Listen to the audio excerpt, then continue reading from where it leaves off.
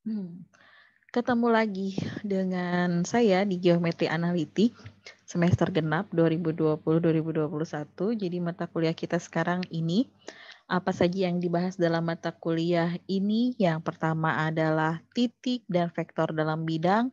Yang kedua adalah persamaan garis lurus. Jadi dalam bidang itu maksudnya dimensi 2. Kita biasanya menyimbolkan di sini R2, kemudian persamaan garis lurus juga masih dalam dimensi 2, lingkaran juga sama dimensi 2, irisan kerucut nanti di sini ada parabola, ada elips, ada hiperbola. Kemudian mulai masuk di dimensi 3, titik dan vektor dalam ruang. Dalam dimensi 3 tentu saja R3 yang kita bahas di sini. Kemudian bidang datar, kemudian garis dalam ruang, kemudian nanti permukaan dan kurva. Nah, kita masuk mau di pertemuan yang pertama itu tentang titik dan vektor dalam bidang.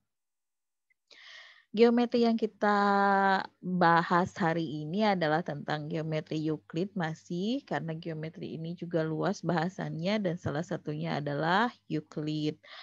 Jadi kita berbicara tentang titik dan vektor, kita coba sedikit meninjau ulang apa itu titik. Titik ini merupakan objek yang secara hipotesis tidak berdimensi. Kalau kemarin kita katakan dia sebagai undefined object gitu ya. Di sini dalam bukunya Rizky, modul di sini dia katakan tidak berdimensi, jadi tidak ya sama saja dengan undefined object gitu. Jadi kalau misal kita membuat di dalam kertas simbol titik yaitu sebetulnya kumpulan dari seluruh titik-titik gitu.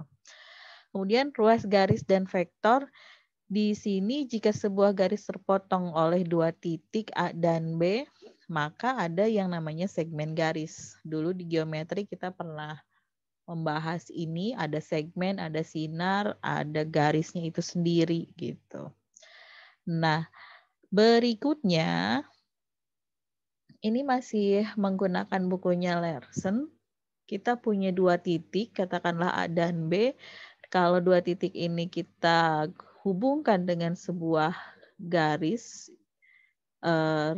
ini akan ada perpotongan namanya ruas garis. Nah, ruas garis AB ini nanti dia akan bisa ditentukan jaraknya.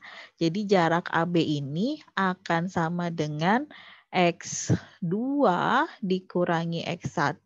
Jadi jarak AB itu ini dikuadratkan ditambah dengan ini dikuadratkan, maka jadilah jarak AB.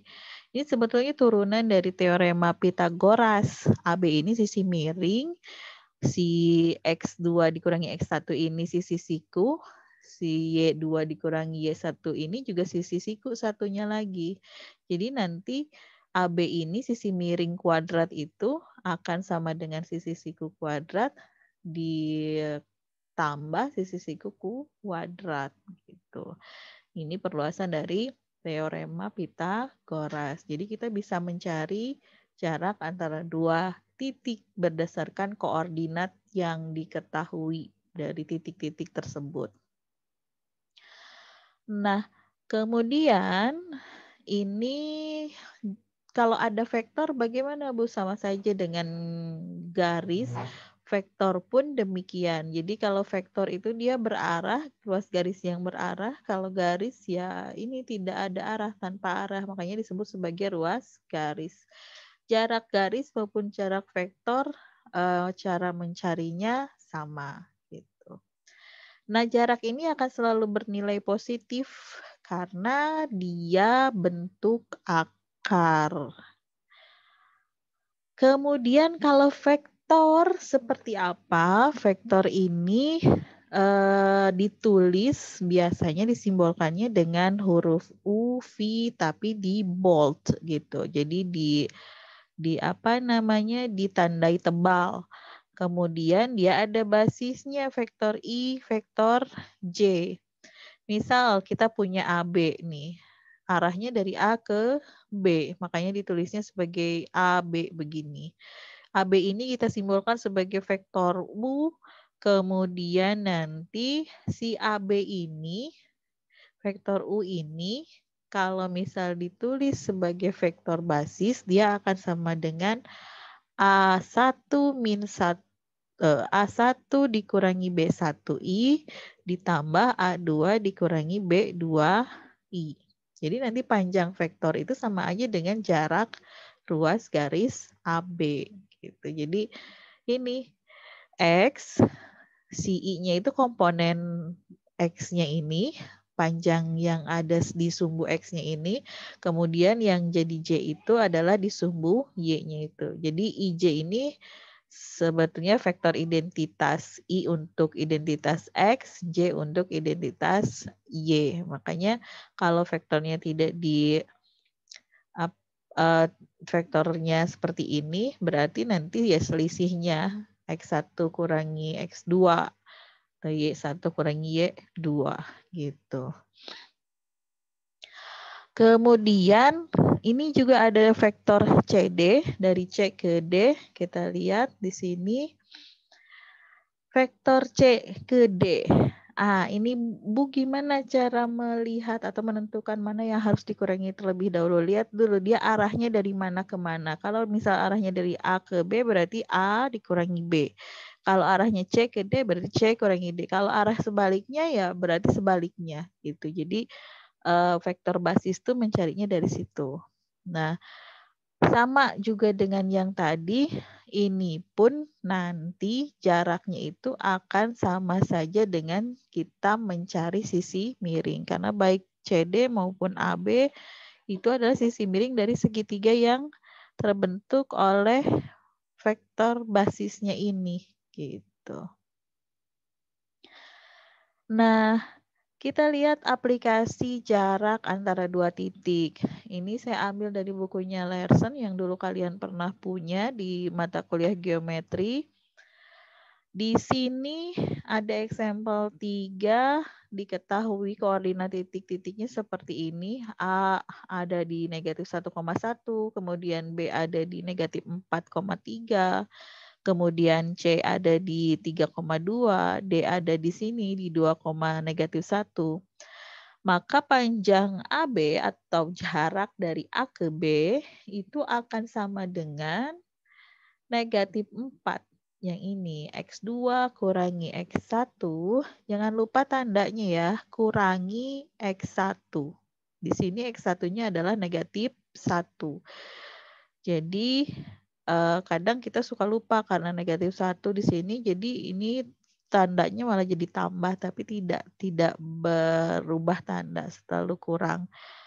Kemudian ini Y2 kurangi Y1, 3 dikurangi 1. Bu boleh tidak nanti posisinya dirubah? Boleh, asal tandanya tetap konsisten gitu. Tetap konsisten dalam artian ya jangan sampai merubah ininya jadi ditambah tapi tetap dikurang gitu.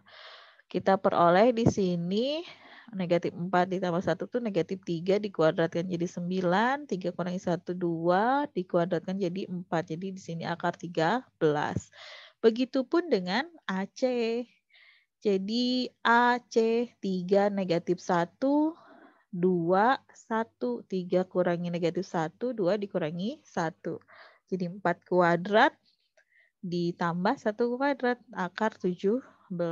Dan AD ini AD 2, negatif 1, negatif 1, 1. 2 dikurangi negatif 1, negatif 1 kurangi 1.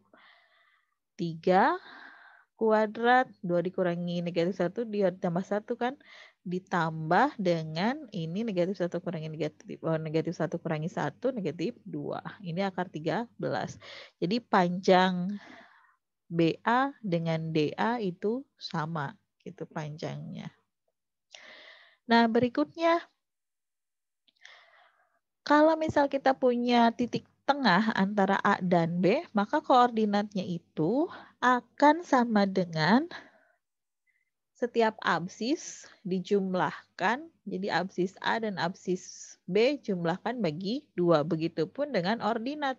Ordinat A ditambah dengan ordinat B dibagi 2. Jadi X1 tambah X2 bagi 2, Y1 tambah Y2 bagi 2. Itu merupakan koordinat dari titik tengah. Nah, kita lihat contohnya. Misal di sini, kok ini? Nah, ini maksudnya. Ada titik negatif 2,3, satu lagi 5, negatif 2. Di mana titik tengahnya? Maka titik tengahnya ya jumlahkan bagi 2. Jumlahkan yang absis di A dengan absis di B. Berarti negatif 2 ditambah 5 bagi 2. 3/2. Di yang ordinat pun sama. Ordinat A 3, ordinat B negatif 2. Kita bagi 2 ya 1/2. Nah, lalu kalau kita punya perbandingan sisi tertentu, jadi seperti yang kita lihat di sini, ini ada AC, ada CB. AC dengan CB ini perbandingannya adalah P banding Q. Jadi kalau kita punya perbandingan yang senilai, jadi kita bandingkan P dengan Q gitu ya. Kalau P-nya pendek, Q-nya juga pendek. Lalu nanti koordinatnya bagaimana gitu. Maka koordinatnya juga akan menyesuaikan dengan perbandingannya. Jadi si panjang ini, panjang AC ini berarti kan C1 dikurangi A1. Panjang CB ini berarti B1 kurangi C1. Jadi perbandingan panjangnya pun akan sama dengan perbandingan sisi-sisinya itu gitu. Nah, P banding Q itu akan sama dengan C1 dikurangi A1 dibagi dengan B1 kurangi C1. Ini kalau kita kali silang, P dikali B1 C1 itu akan sama dengan Q dikali C1 A1. Kemudian PB1 dikurangi PC1, ini kita distribusikan itu sama dengan QC1 dikurangi QA1. Nah, kemudian C1 kan ini komponen yang sama. Di sini ada. Kemudian di sini juga ada ruas kiri dan ruas kanan juga ada. Jadi C1-nya kita satukan. C1 dikali P ditambah Q. Ini sama dengan PB1 ditambah QA1. Jadi kita dapat nilai C1 itu sama dengan QA1 ditambah PB1 dibagi dengan P ditambah Q. Itu.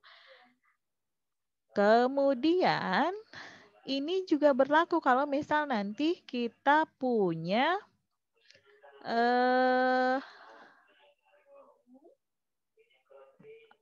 apa namanya? Kalau tadi kan kita di sininya koordinatnya 0 ya. Ini juga B1 juga 0 gitu. Kemudian si C juga dia ada di garis yang sama berarti 0. Kalau misal nanti ada si apa namanya? Koordinatnya itu di sini misalkan X1, Y1, kemudian di sini X2, Y2, kemudian di sini X3, Y3, berarti ya sama tadi kan kita mencarinya yang X-nya gitu. Kalau yang Y-nya bagaimana? Sama saja berarti PQ itu akan sama dengan P itu perbandingannya yang mana? Y2 dengan Y1. Kemudian Q ini perbandingannya mana? Y3 dikurangi Y1 gitu. Jadi selalu nanti patokannya ke perbandingan ini. Kalau yang X bagaimana? Sama, tadi kan kita X-nya simbolnya C1 A1 gitu ya. Berarti X itu kalau X di sini X2 kurangi X1 untuk yang P. Terus yang Q X3 kurangi X2 gitu untuk yang Q. Seperti itu. Nah, iya benar. Ini tentang perbandingan kalau misal kita punya segmen yang kemudian dibagi menjadi dua bagian dengan perbandingannya itu tertentu. P banding Q gitu. Begitu. Nah, ini ada contoh, kita coba lihat, kerjakan nomor 4 ya. AB, kemudian ada Q. AB-nya itu ada di 5 negatif 1. Kita coba di sini. Kemudian ada, ini mungkin bukan Q ya, tapi P. Dia salah ininya. Ada P. 3 banding 5. Ini A, di sini B. Si A-nya itu negatif 5,3. Negatif 5,1. Kemudian si B-nya itu 3,5. Yang ditanyakan adalah koordinat titik P. Berarti kita cari X yang P dan kita mau cari Y yang P gitu. Caranya bagaimana? Kita coba balik. Ini kita coba erase dulu.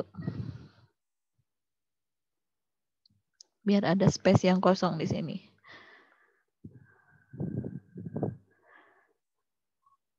Oke, kita gunakan slide yang ini untuk mengerjakan.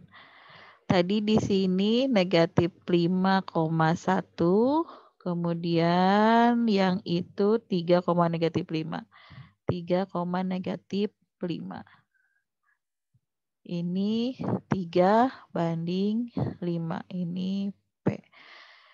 Kita sekarang punya 3/5 itu akan sama dengan ini X1, XP, YP. Oke. Mau cari X dulu ya. XP dikurangi negatif 5 berarti yang ini kan 3 itu, 5 itu yang mana? 3 dikurangi XP. Nah, kali silang lah. Berarti 3 kali 3 kurangi XP itu akan sama dengan 5 kali XP ditambah 5. Ini jadi tambah ya, negatif dengan negatif.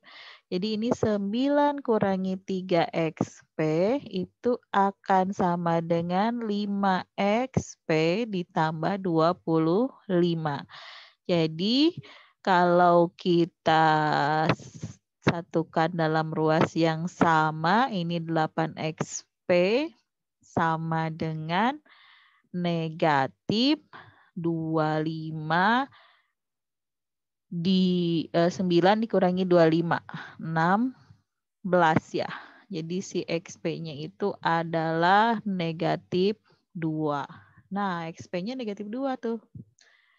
Negatif 2. Sekarang kita cari yang YP. Saya hapus dulu nih. YP-nya sama. Kita bandingannya 3 banding 5. Jadi ini kalau di SMP atau SMA perbandingannya perbandingan senilai. Kita lihat yang YP sekarang. 3 banding 5. Kita lihat yang ordinatnya YP-nya. Berarti yang 3 itu dari YP ini sama yang Y untuk titik A. YP dikurangi Y titik A, ordinat titik A itu 1. Kemudian yang di sini ordinatnya B dulu, negatif 5 kurangi YP. Gitu. Kali silang lagi. 3 negatif 5 kurangi YP itu akan sama dengan 5 kali YP kurangi 1. Jadi ini negatif 15, yang ini negatif 3 YP. Yang ini 5YP, yang ini negatif 5. Gitu. Satukan YP-nya dengan YP lagi, jadilah 8YP. Yang sebelahnya berarti negatif 15 dengan negatif 5. Berarti ini pindah ke sini jadi positif 8YP. Yang ini pindah ke sini jadi negatif 10. Jadi si YP-nya ini adalah ada di negatif 10 per 8. Atau negatif 5 per 4. Jadi di sini 5 per 4 gitu. 1 ke negatif 5 ya. Mudah-mudahan tidak ada yang salah kita menentukan YP dikurangi 1. Ini negatif 5 dikurangi YP. Oke, betul. Soalnya sudah benar ya. Oke, nah jadi inilah ordinat dari titik P, koordinat. Ya, koordinat, bukan samaan ordinat ya, koordinat dari titik P. Nah, di sini masih ada beberapa soal lagi yang belum. Ibu harap nanti kalian bisa mengerjakan soal-soal ini sama seperti biasanya. Kalau ini ada 8, ya pilihlah 4 saja dari 8. Pilihannya bebas, mau apa saja. Oke, terima kasih untuk kuliah hari ini. Berarti sampai di sini. Kita ketemu lagi minggu depan dengan bahasan berikutnya. Selamat mengerjakan dan selamat belajar.